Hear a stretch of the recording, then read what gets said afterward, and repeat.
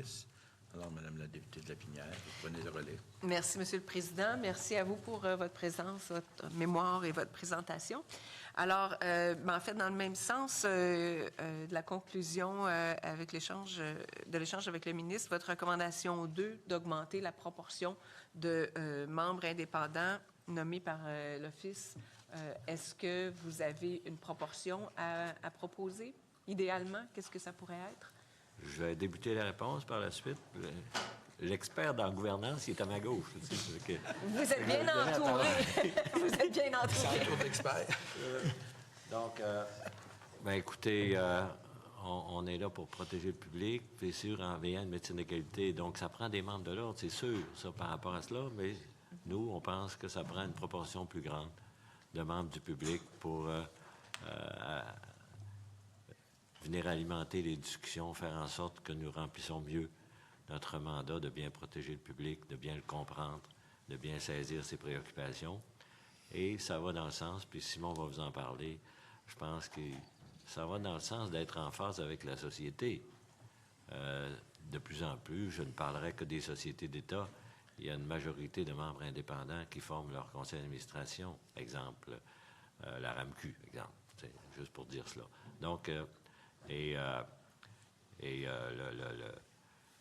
Collège des administrateurs de société vient de sortir le rapport d'une enquête dont je vais demander à Dr Patry de préciser puis d'en répondre un peu plus par rapport à ces informations. Alors, merci. Merci, Monsieur le Président. En fait, il faut comprendre là, que le Collège des médecins est favorable à la participation citoyenne.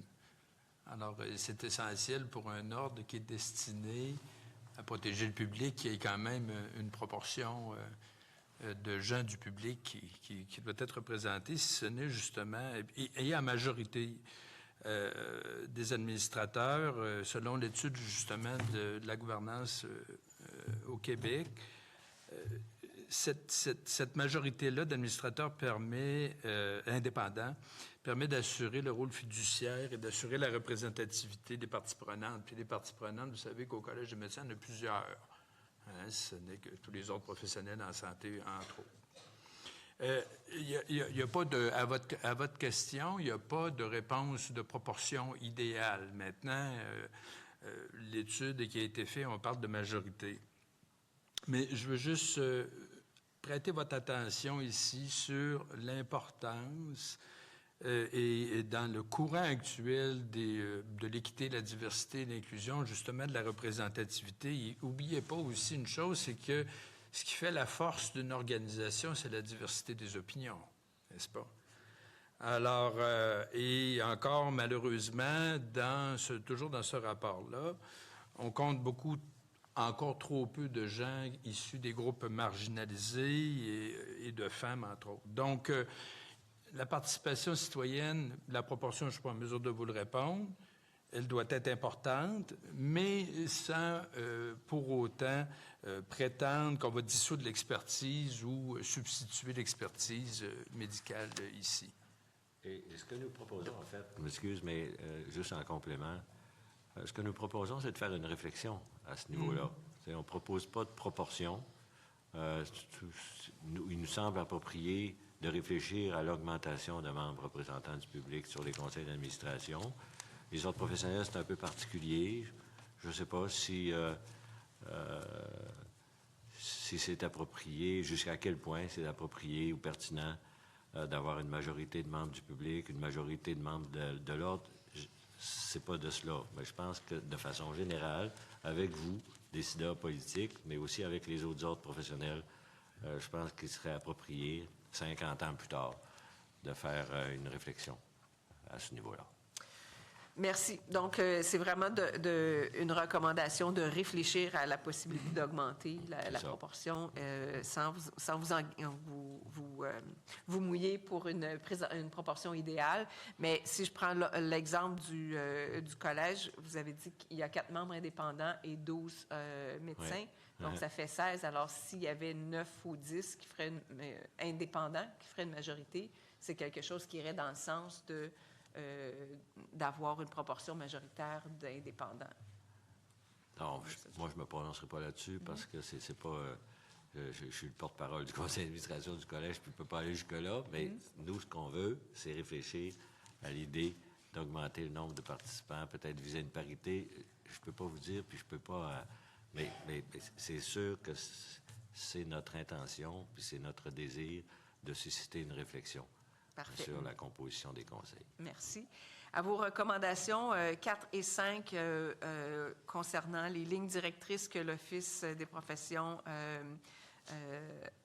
prévoirait concernant les règlements et puis les règlements applicables à plusieurs ordres professionnels, vous dites que ça devrait être élaboré de concert. Donc, je comprends que vous allez dans le même sens que certains ordres qui nous proposaient de remplacer le mot consultation par collaboration pour travailler en amont.